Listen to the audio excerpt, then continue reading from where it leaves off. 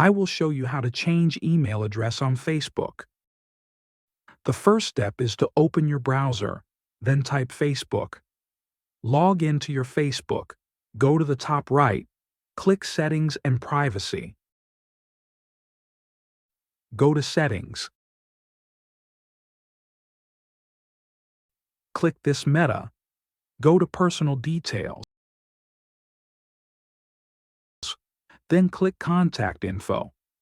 At the bottom, you can add a new contact in the form of email or phone number.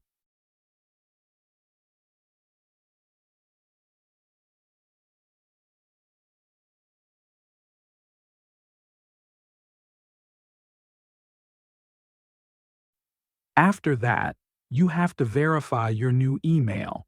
Congratulations, you can change your email. Thanks you for watching, and if you haven't subscribed yet, be sure you hit subscribe button.